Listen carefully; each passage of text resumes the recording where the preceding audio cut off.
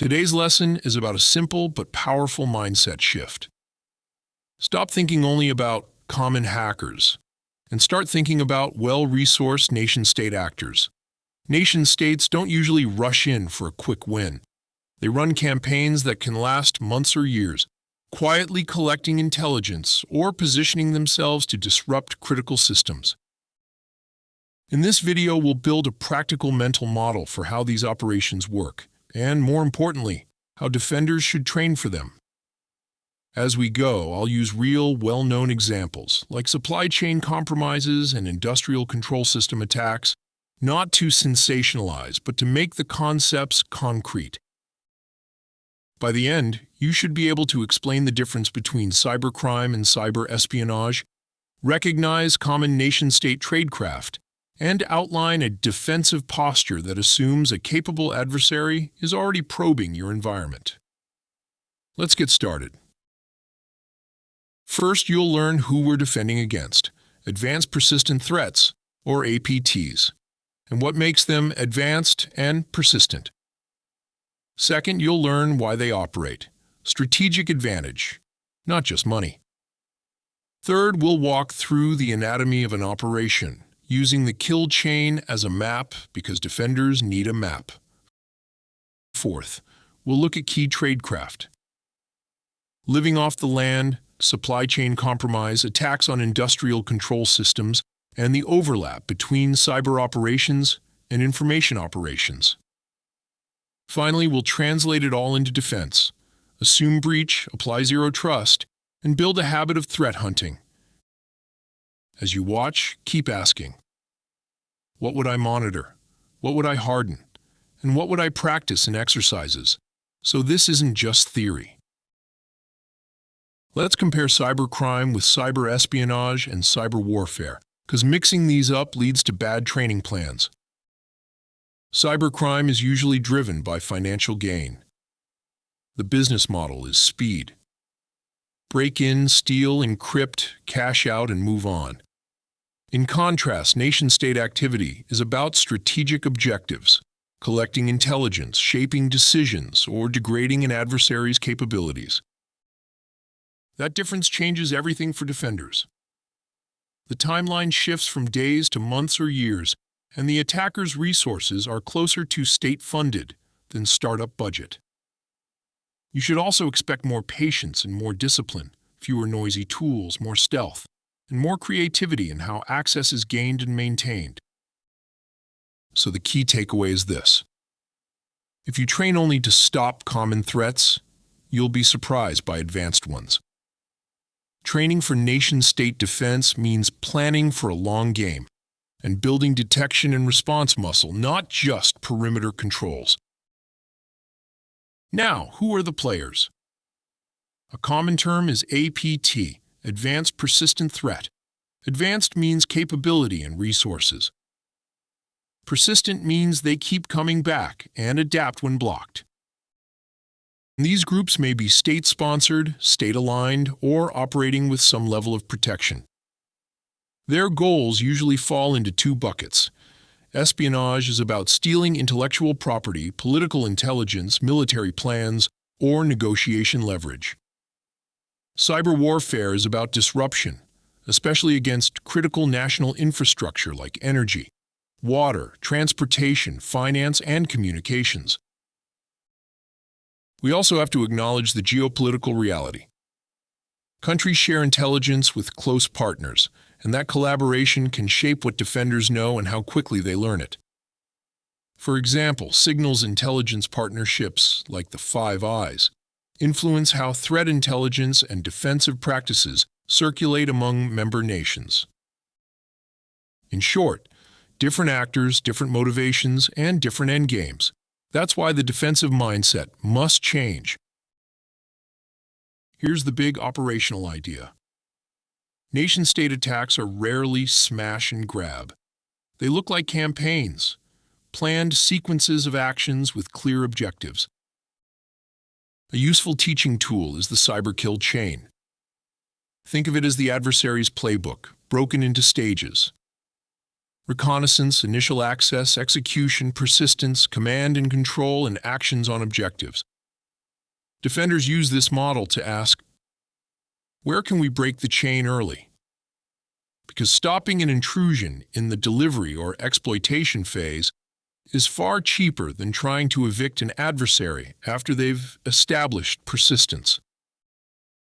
In practice, this means your security program can't be only prevent. It must include detect and respond across each stage. Logging, alerting, and incident response playbooks become just as important as firewalls and patching. As we continue, we'll plug specific tactics into this kill chain map so you can see how campaigns unfold. Let's talk about one of the most important tradecraft concepts, living off the land, often abbreviated LOT-L. The idea is simple. Instead of deploying loud custom malware right away, adversaries abuse legitimate tools already present in the environment, like PowerShell, WMI, or native administrative utilities. Why does this matter? Because it blends attacker activity into normal system behavior. If your detections are focused only on known malware files, you can miss a lot of nation-state activity. So what do we do defensively? We instrument the environment. We collect high-quality endpoint telemetry, enable strong authentication logging, and monitor for suspicious patterns, like unusual script execution, credential access attempts, or administrative tooling used at odd times or from odd hosts. We also reduce the blast radius, least privilege, privileged access management, and segmentation. Rule of thumb. Assume tools are dual use. Your job is to make malicious use stand out through context, baselines, and correlation, not just signatures. Now we move to a tactic that changed how many organizations think about trust. Supply chain attacks.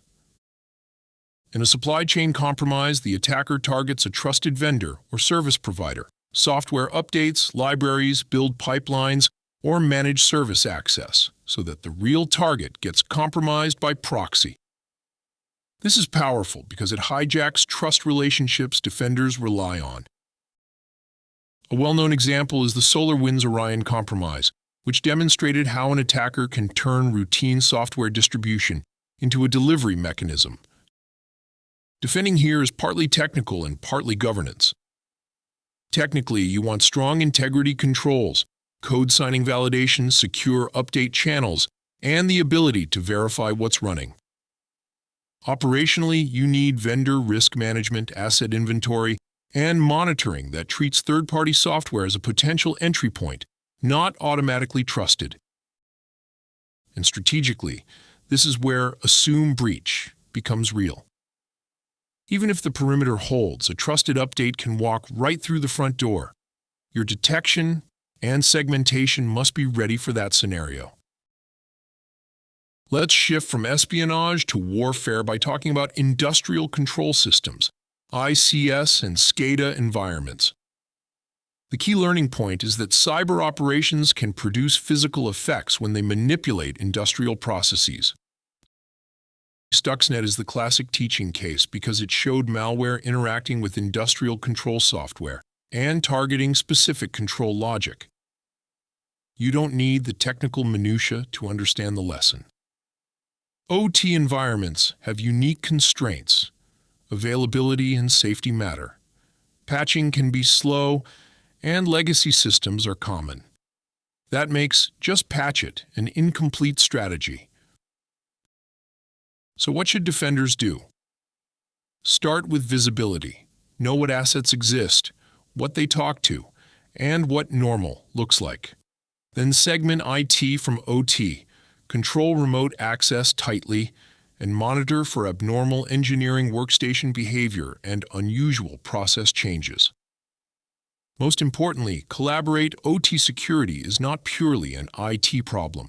It's engineering, safety, and operations. If you remember one sentence, cyber warfare often targets trust in physical systems, power, water, transport, not just data.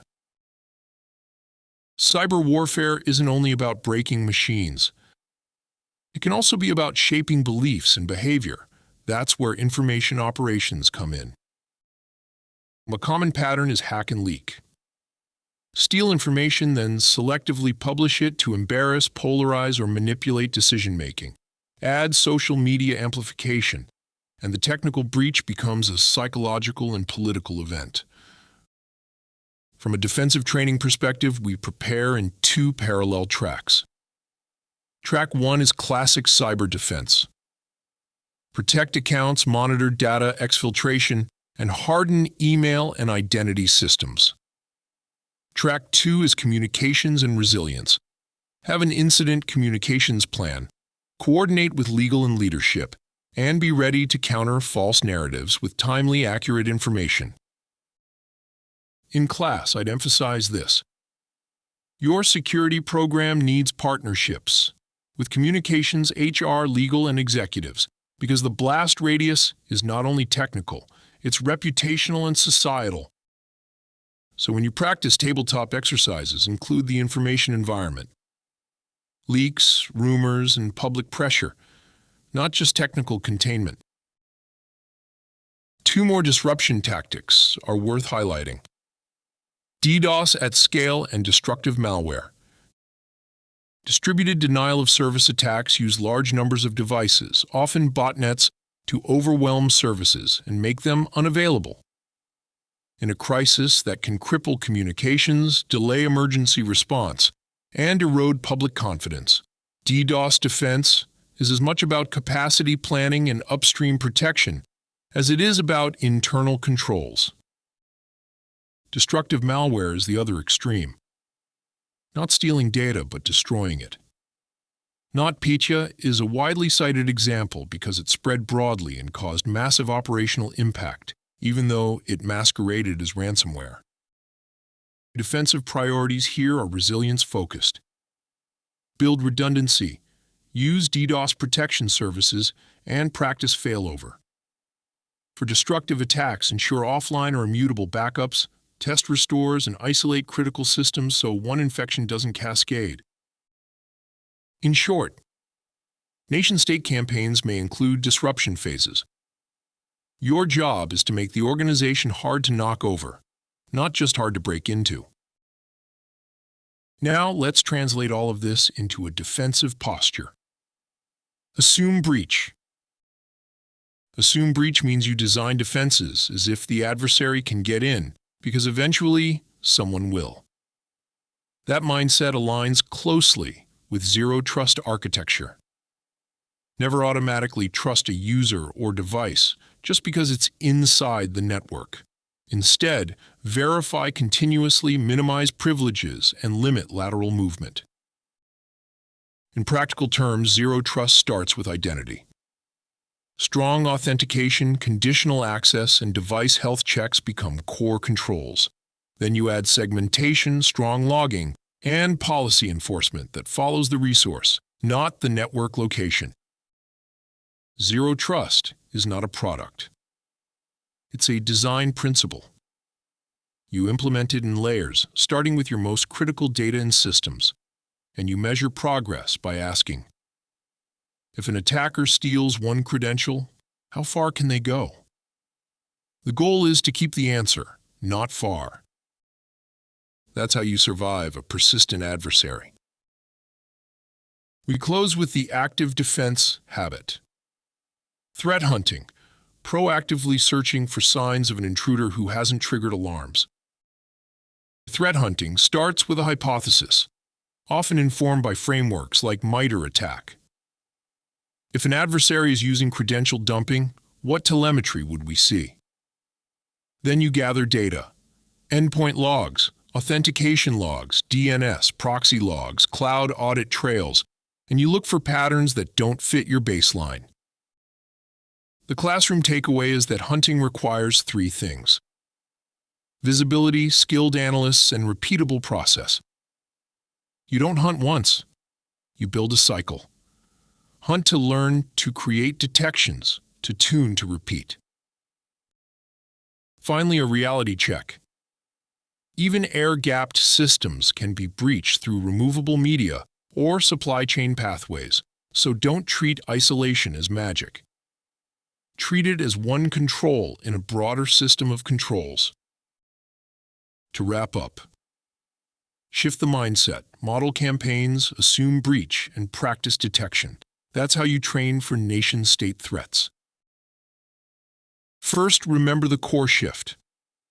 Nation-state operations are strategic and persistent. Second, map attacks as campaigns using the kill chain. Then decide where you can break the chain. Third, expect stealth. Living off the land techniques and supply chain compromise exploit trust and normal behavior. Fourth, take disruption seriously, especially in critical infrastructure and during crises. Now your checklist. Identify your crown jewels and build a zero-trust plan around them. Improve telemetry, endpoints, identity, and network logs. Run tabletop exercises that include both technical response and information operations. Start a threat hunting program, even small, and turn hunts into detections. Validate resilience, backup, restore, failover, and DDoS readiness. If you want to go deeper, pick one case study, Stuxnet, SolarWinds, or NotPetya, and analyze it through the kill chain. That war story approach turns abstract strategy into concrete defensive lessons. That's it for this video. If you learned anything, please remember to give us a thumbs up and subscribe. And until next time, be careful what you click.